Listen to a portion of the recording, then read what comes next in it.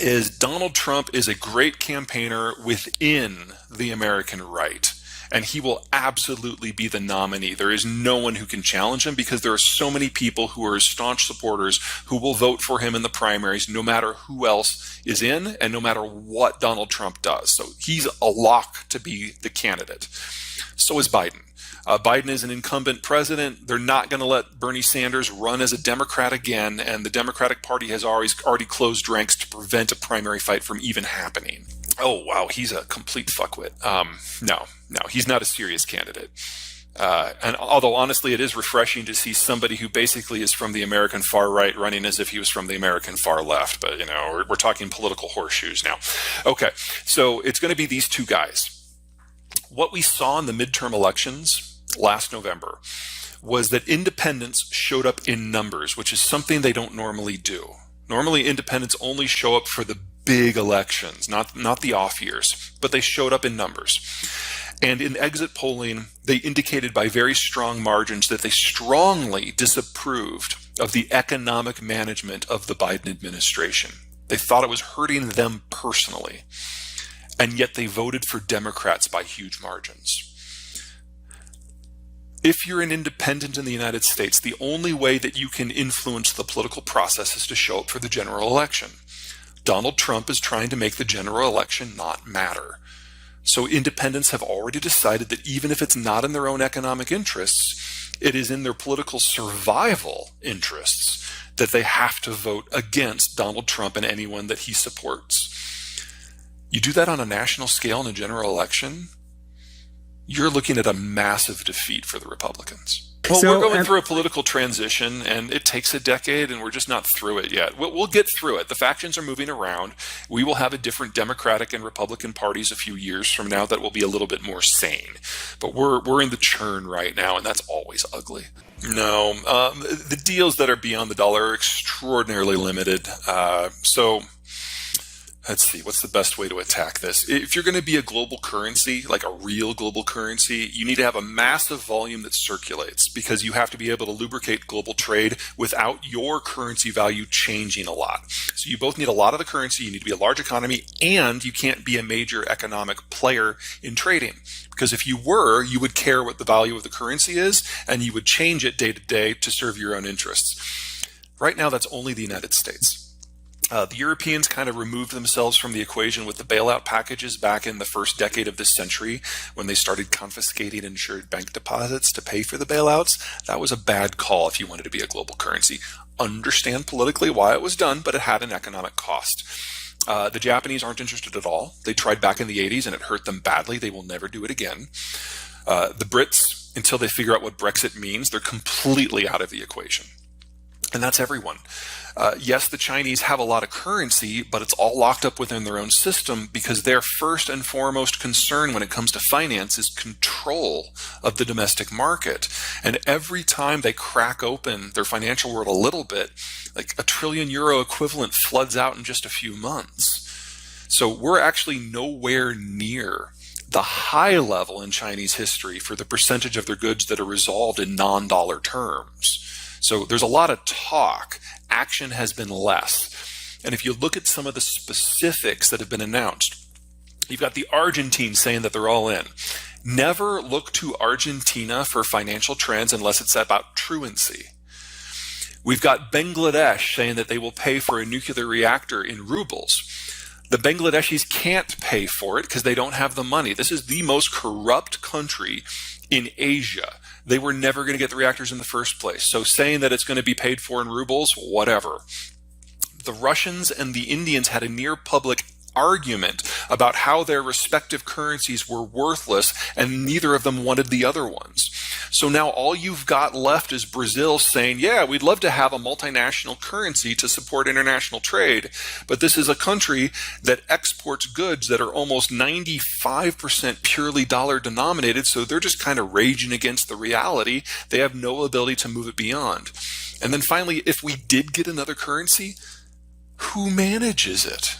The Russians would like it to be the ruble so that they can manage it. Same with Argentina. But that wouldn't work for anybody except for Russia and Argentina. But the problem with a neutral reserve currency that's not national is who manages it. Gold, there is not enough volume of gold to support international trade unless we were to find about 100 times more than we currently have on a global basis. And Bitcoin has all the same problems as gold with none of the benefits, because at least gold at the end of the day does have an industrial use. Bitcoin does not. So I disagree in that on the very base level. There are some places that look really good. One of the things to remember about globalization is it created this artificial security environment that encouraged a lot of countries that had not been able to be significant industrial powers before to suddenly join the game. Germany and Korea are probably the poster children for the success of globalization.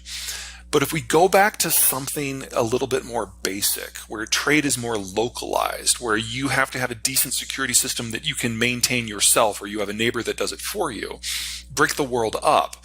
And if you look at a map of like 1910, you probably are going to get a pretty good idea of who the countries are that can actually do reasonably well. So I think Southeast Asia is probably the region overall that's primed to grow the most, because here you have an area that does not have a history of going to war with itself, not like Northeast Asia or Europe. Most of the resources that they need, they produce themselves, or those resources come from Australia.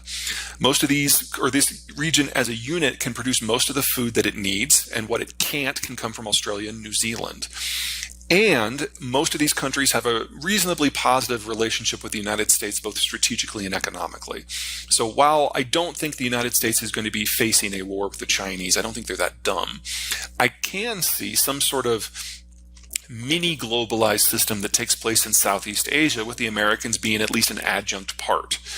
Taiwan, assuming that, again, that there's no war, is probably kind of joined the system with Singapore as kind of the high-tech anchors for that sort of system.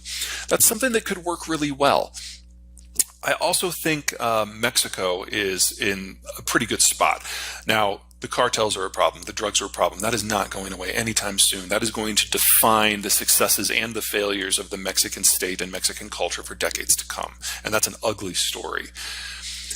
But Mexico has done something that most countries can only dream of. They've cut an economic long-term partnership with Donald Trump. And if you have that already done, then it's just an issue of building out the infrastructure and the industrial plant. And Mexico knows how to do that. So the NAFTA 2 Accords, because they were done by the anti-trade hard right in the United States, are really secure no matter what happens with the American political model moving forward. And then kind of the final, we mentioned France earlier. I think France is going to be okay. And then the final country that I normally would have not considered that I need to add in now is Japan. Because Japan, like Mexico, got a deal with Donald Trump and has since gotten a deal with Joe Biden, making Japan the only country that has cut a long-term economic and security partnership with both sides of the American political aisle. They found a way to buy themselves into America's inner circle. It is old and it is aging quickly. Three things they have going for them. Number one, even though they have no resources, they now, courtesy of the U.S., have access to the entire Eastern Hemisphere. That makes a big difference. Number two, as their population has aged into obsolescence, they have moved more and more of their industrial plant abroad, most notably to the United States and Mexico. So they no longer have as much of a labor crunch as a place like Germany does. They don't have to make the transition nearly as hard. And then third, and what people miss, is that Japan has been very successful at figuring out how to get by with fewer people while also boosting their birth rate. Japan today has a higher birth rate than Italy, Germany, China, South Korea, or Taiwan. So they're still old. They're still aging. But the process has slowed down a lot in the last 25 years. So every concern you have is legitimate and is for the long haul. But they've found a way to buy themselves some more time. Well, considering the nature of their financial sector, I'm not sure it ever was. I mean, and that's the part of the problem for my work is like I can tell you if a country is going to experience national success, but that does not mean that they're a good investment destination. Their population has actually probably been bigger than China for 7 or 8 years. Planned economy, yes. Yeah, exactly. Okay, so I think India's future is pretty bright. They're the first stop out of the Persian Gulf, so they won't have a meaningful energy crisis. They're one of the few countries that could actually intervene in the Persian Gulf if they wanted to. I'm not saying that they're itching to, but it's an option, which in the world we're going to is good to have options. Their tech sector is small for the size of their economy, but growing and pretty robust and pretty inexpensive.